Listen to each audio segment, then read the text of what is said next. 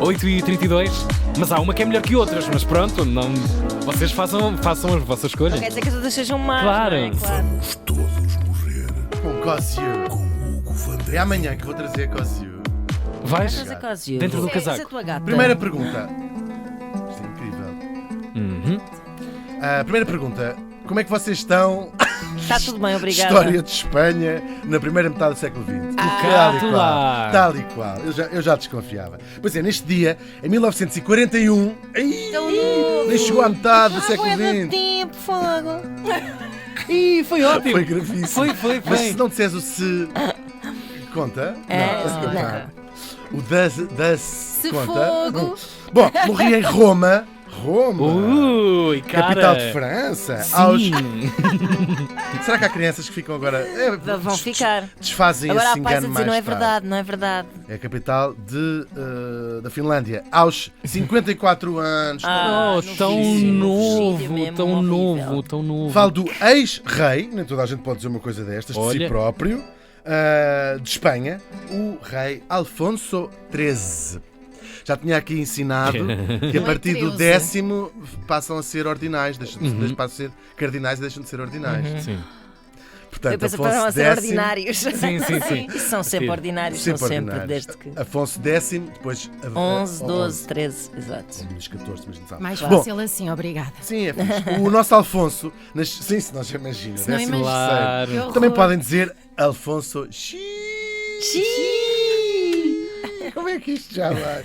O nosso Alfonso nasceu em 1886 em Madrid, que é esta sim a capital de Itália, e era filho póstumo do rei Alfonso XII. Oh, o que é o filho tadinho, póstumo? não chegou a conhecer Depois o dele bater a pai. bota. Depois do pai morrer, exatamente isso Pois. significa. Com o avanço da ciência, que significava sempre nascer depois do pai morrer. Com o avanço da ciência, há pelo menos já 2 casos relativamente recentes de ser póstumamente depois da mãe.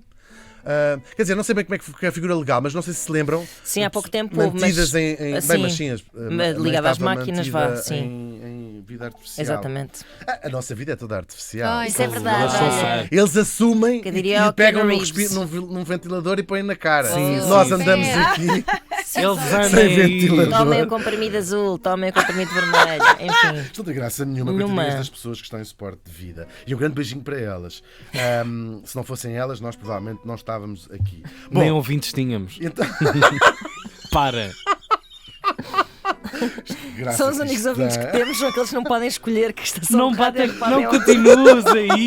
Lá nos cuidados onde eles estão. Que horror. Bom, São piores e então, o rei, ele era filho póstumo, como eu disse, do rei Afonso XII, o que o põe na extraordinária posição de ter nascido já rei. Extraordinária mesmo. Ou seja, o pai tinha morrido com 27 anos, inesperadamente. E geralmente o que se passa é, pronto, morreu sem filhos. Porque só mamava e reinava, no fundo era isso. Sim, mas é mesmo, nunca tinha acontecido na história mesmo.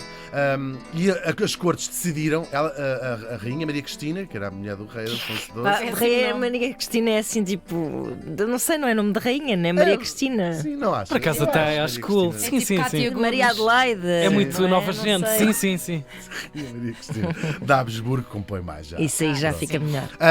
Ela estava à espera de bebê, mas estava de 4 meses só. Mas as cortes decidiram, olha, vamos esperar. E portanto há ali um período de 5 meses, praticamente, Rebaldaria. que ficaram à espera. Porque geralmente passaria para outro herdeiro. E portanto ele nasce, é o único caso na história que se conhece, nasce já rei. Rei. Quem é que ficou encarregado de educação? Foi a própria mãe, sim, ainda pois. perguntaste. Ele de facto só vai reinar quando tem 17 anos, isto vai dar 1902, e até lá a doutora Maria Cristina.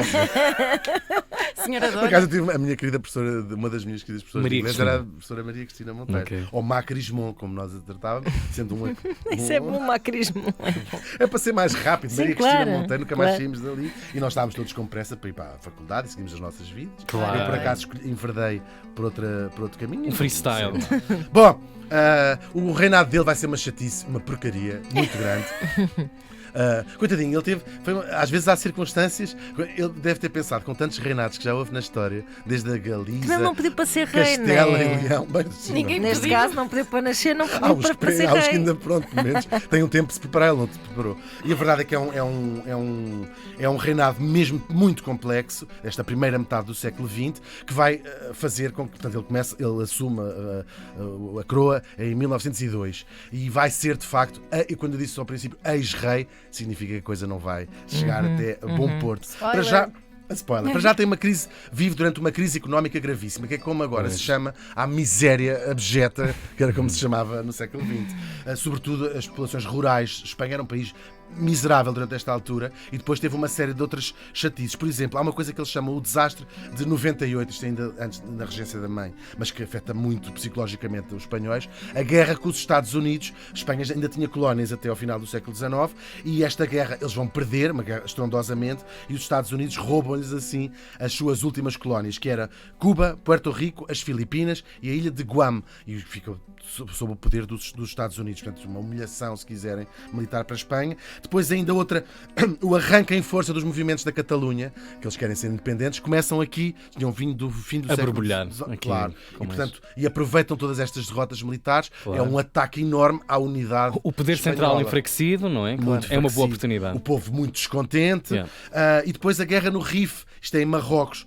Marrocos, nesta altura, era uma colónia, protetorado francês e espanhol, uma parte francesa e uma parte espanhola, e começam a haver também começa a haver os movimentos de revolta e claro, esta guerra no Rif são uns rebeldes nas montanhas em Marrocos e lá dão uma tareia aos espanhóis. Morrem 10 mil soldados.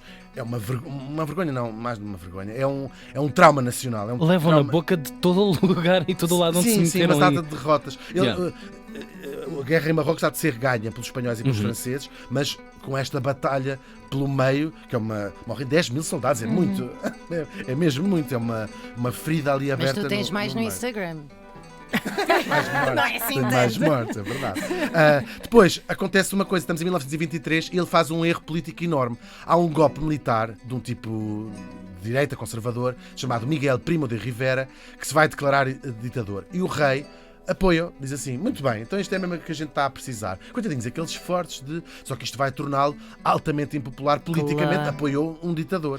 Ainda que na altura o ditador tivesse um bocadinho umas fundações um bocadinho conceito. diferentes. Mas sim, Yeah. não deixava de ser um golpe militar. Isto deu-lhe o descrédito político absoluto. Ele vai percebendo, acaba por fazer, segue-se uma coisa que eles chamam em Espanha dita blanda, por oposição à ditadura, que é uma coisa mais levezinha, e depois finalmente ele dá posse a um tipo que quer democratizar o regime, que é um tipo que assim que se apanha no poder, organiza em 1931 eleições municipais em Espanha. Vai-se eleger 80 mil cargos e assim uma coisa Começa a grande. burocracia. Pronto.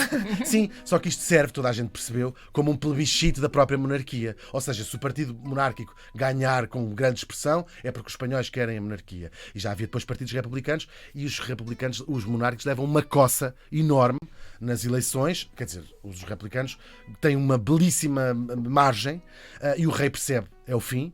E nesse mesmo dia abandona a Espanha, vai guiar, ele próprio vai guiar até Paris, é verdade. Vai a guiar? Vai com o seu próprio carro, foge dali, depois a família vai ter Claro, com ele em Paris. tinha que bazar dali. Até com algum espírito de pensar, para evitar uma guerra civil, eu abdico já, pronto, não há mais monarquia, vocês é que sabem, todos, que vocês que a mim não olhem mais, que é uma frase de um filme do João César Monteiro. É verdade. É cultura portuguesa, portanto, que estamos aqui. Portanto, não disse Foram palavra eles que nenhuma. disseram. E começa assim a chamada Segunda República Espanhola. Segunda porquê? Porque já tinha havido uma experiência muito curta, 2 anos, no final do século XIX. Mas é a Segunda República. E vai ser basicamente assim discutido. Vão alternando forças de esquerda, um caso único ali na Europa, não é? Forças de esquerda chegam ao poder, depois vêm as forças de direita, voltam, tomam o poder, depois, isto ali uns período de 10 anos, depois voltam as forças de esquerda e há um golpe militar. Os militares dizem assim, não queremos a esquerda no poder. E quem vai encabeçar esse golpe de Estado é um general que se tinha distinguido na tal guerra contra Marrocos, tinha sido elevado no exército pelo próprio rei Afonso XIII, um tipo chamado Francisco Franco, que vai levar a Espanha a uma guerra civil. Pois. É uma guerra civil que dura, é a antecâmara da Segunda Guerra Mundial. Vai durar uns anos antes, precisamente antes da Segunda Guerra, e são quase 3 anos a Segunda Guerra Civil, que vai opor os franquistas, portanto, os nacionalistas, aos republicanos, se quiserem a direita à esquerda, um bocadinho simplisticamente, vai atrair gente de todo o mundo, não é? Os Hemingways da vida vêm, assim, sabe-se essa história. E no final de contas, 500 mil de gente morta. É um desastre. É um desastre enorme, Sem- ainda por cima, com crimes de guerra enormes. A gente sabe todos, não é? Padres a ser mortos pelos republicanos, depois os nacionalistas mataram artistas, poetas, enfim. Ainda hoje, às vezes, se descobrem valas comuns com centenas de pessoas. Uma ferida que, em boa verdade, não está ainda completamente sanada em Espanha, como é evidente, não é? 500 mil de pessoas morreram nesta altura. Entretanto, vence o Franco, há uma ditadura, que é a ditadura franquista, que vai durar uma pilha de anos, até 75, até à morte do Franco. E o rei está no exílio em Roma, apoia sempre. Diz assim, o Franco é ótimo, sempre na esperança de dizer, bom, agora vai restaurar. O Franco não era presidente, não era presidente do Conselho, se quiserem, primeiro-ministro, um bocadinho como o Salazar. E o Afonso XIII sempre a dizer, então agora vamos restaurar a monarquia, sempre à espera disso, até que o Franco lhe deixa muito claro, não vai acontecer, tira o cavalinho da chuva e o rei lá morre triste em Roma, sentir-se traído pelo tipo que ele no fundo ajudou a chegar ao poder. O Franco, depois da morte do Afonso XIII, vai garantir a sua sucessão e vai ter um plano que é, quando eu morrer, volta a Espanha a ser uma monarquia e vai escolher uma pessoa para começar a preparar para quando ele próprio morrer. Não vai ser nenhum dos filhos do Afonso XIII, mas Júlio sim um Iglesias. neto, quase, por acaso lembra um bocadinho. Vai ser um neto do Afonso XIII, que se chama Juan Carlos e que estava na altura a morar com os pais no Estoril, e que depois vai para Madrid e o Franco começa a prepará-lo. Ele E teve desses já conhecem um bocadinho da história. Claro, é verdade. O Afonso XIII, a sua mulher chamava-se Vitória Eugénia, foi rainha durante o tempo que É o marido melhor que também Maria foi. Cristina, também há que É, dizer. Sim, vinha da Vitória Rénia, como eles chamam lá em Espanha. E teve uma data de filhos, um deles é o pai do Juan Carlos, e teve depois uma pilha deles fora do casamento. Muitos. Javarda. Vão sendo reconhecidos. Sim, e deu até origem a um verbo que eles chamam em Espanha borbonear, que depois as suas gerações, os seus descendentes, Tiveram que levar com continuam, isso. não, e continuam O que é que quer Ah, dizer praticar. borbonear? a praticar. Eles assim, fazer coisas típicas dos Bourbon é ter relações Borbones de extraconjugais. amor. Sim, tal e qual. Esse é um era a bocadinho. ser um pez. Tal e qual.